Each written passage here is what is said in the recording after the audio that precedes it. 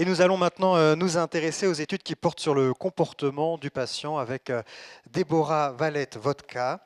Vous êtes chercheuse à l'Institut des sciences de la communication du CNRS et responsable du master de marketing de la santé à l'Université Pierre et Marie Curie. Alors bonsoir à tous. Donc j'ai l'honneur de conclure cette conférence. Alors comme il paraît que la conclusion c'est l'ouverture, moi je vais vous parler de consommateurs, de marketing, de ma grand-mère et de mon mari. Donc j'espère qu'à la fin vous comprendrez pourquoi je vous parle de tout ça.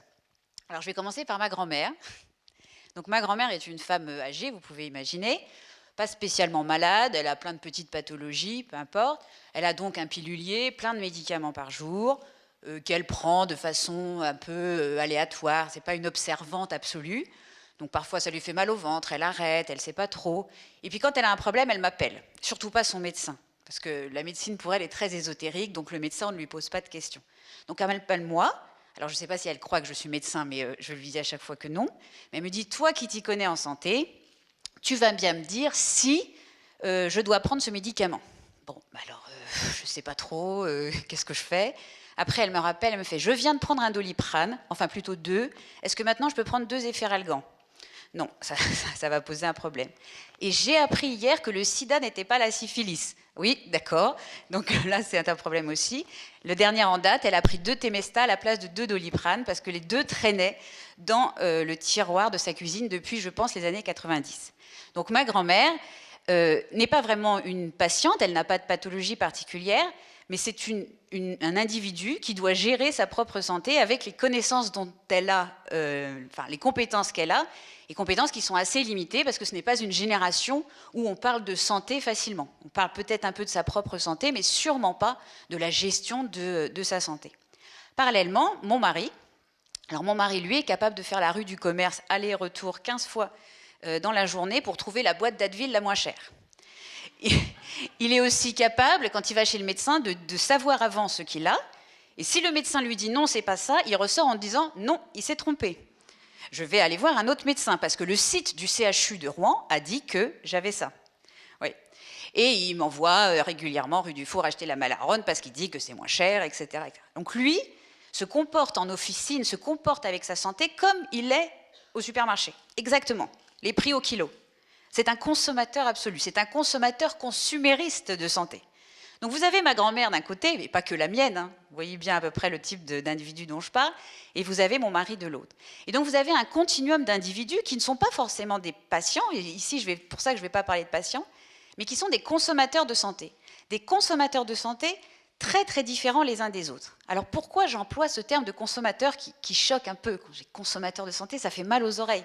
Et après, je parlerai de marketing de santé, ça fait encore plus mal aux oreilles. Consommateur de santé, qu'est-ce que c'est un consommateur? Un consommateur, c'est une personne qui prend des décisions à propos de produits ou de services. Et les décisions qu'il prend à propos de ces produits et services, ça va du choix, même de la définition d'un problème, jusqu'à l'utilisation finale.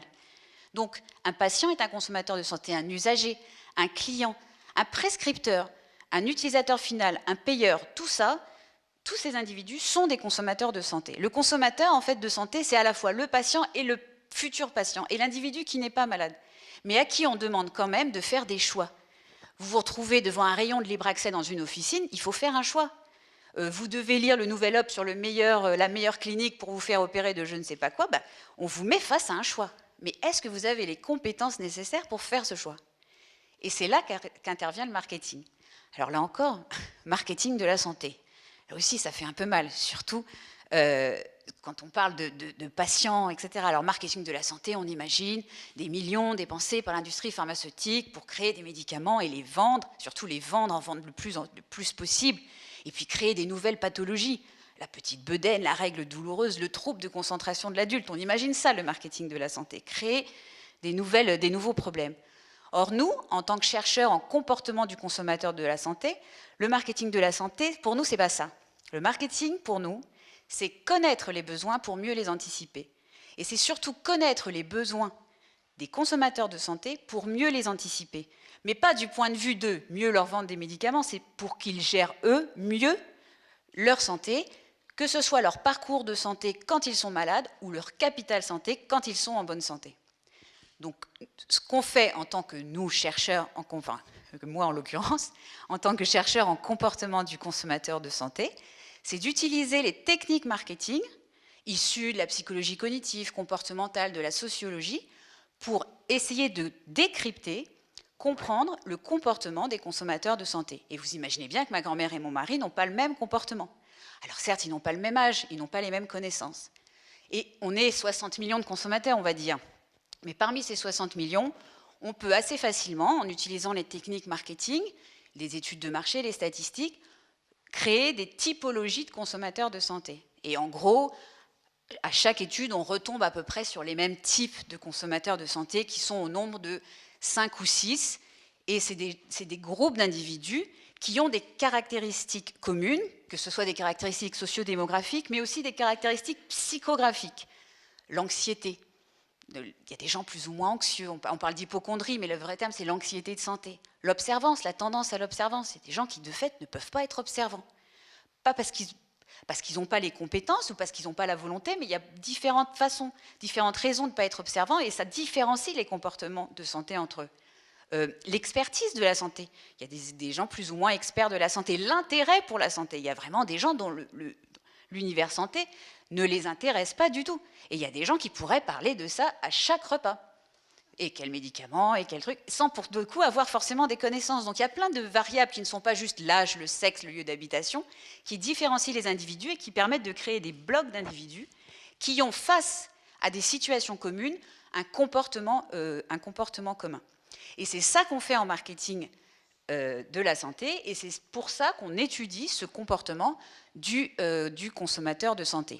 L'objectif, l'enjeu, en fait, et c'est le thème de cette intervention, l'enjeu de l'étude du comportement du consommateur de santé, c'est donc de mieux comprendre son comportement et donc de lui permettre de mieux l'appréhender. Parce que, par exemple, une campagne de prévention, les antibiotiques, c'est pas automatique. Vous croyez que ma grand-mère et mon mari vont la comprendre pareil ? Ma grand-mère va se dire, mais pourquoi on me dit ça ? Moi, elle ne sait pas ce que c'est vraiment l'antibiotique, enfin, elle est moyen sur à quoi ça sert. Et puis surtout, c'est du domaine du médecin. Enfin, pourquoi on me dit à moi ce que je dois faire avec les antibiotiques ? Enfin, ça n'a pas de sens. Alors que quand mon mari il entend ça, ça le révolte, ou ça le... Enfin bon, bref. Mais ils n'ont pas la même réaction face à la prévention. Or, la prévention, elle est la même pour tous. On vous propose une application santé, un objet connecté. Vous croyez que ma grand-mère, ça va lui faire quelque chose ? Vraiment, vous croyez qu'elle va s'en servir et pourtant on va lui proposer pour une pathologie qui est proche de ce qu'elle a.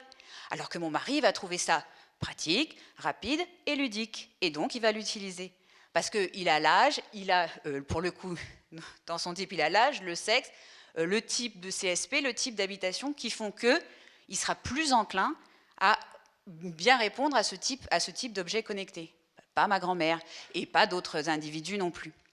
Donc, mieux connaître, c'est mieux comprendre et c'est aussi mieux éduquer pour que, un jour, à la base, tout le monde parte sur des bases communes de connaissance de la santé et donc qu'on puisse, quand on fait une campagne de prévention dans les relations avec les professionnels de santé, parler à des gens qui auront un socle commun de connaissances. Et donc, tant qu'on ne comprendra pas vraiment qui sont les consommateurs de santé, et j'insiste sur le consommateur et pas que sur les patients, on ne pourra pas comprendre comment leur donner les clés de lecture de l'environnement santé dans lequel ils évoluent. Et comme on leur donne de plus en plus de liberté, il faut quand même derrière voir si cette liberté leur sert à quelque chose et s'ils sont capables de prendre des décisions en bonne tendance. Voilà.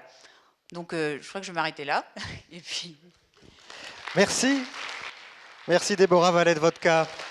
Des exemples d'études, alors on dit que ce sont des études marketing, hein, employons le terme, hein, oui, même si ça fait gros mot dans ce domaine, comme vous l'avez expliqué.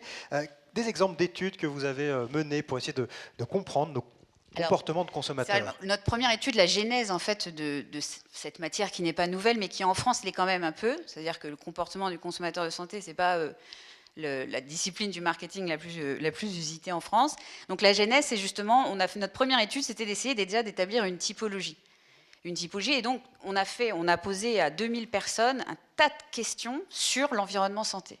Donc tout ce qui pouvait, de la sécurité sociale à l'automédication, la relation avec le pharmacien, le médecin, l'hygiène de vie, etc. Et grâce à ça, on a réussi à percevoir en fait vraiment des groupes d'individus qui avaient les mêmes types de comportements. Et puis quand on a été regardé, on a vu que ces groupes d'individus avaient des caractéristiques communes, mais qui n'étaient pas que des caractéristiques en effet sociodémographiques. Donc ça a été la première étude qu'on a menée. Puis après, on s'est servi de ces typologies pour se demander, voilà, quels sont, par exemple, l'impact des prix des médicaments sur l'impact de l'Internet santé. Est-ce que les applications santé, à qui sont-elles destinées? Donc on a fait des expérimentations. On a proposé des applications santé à nos différents types d'individus. On a regardé comment ils se débrouillaient.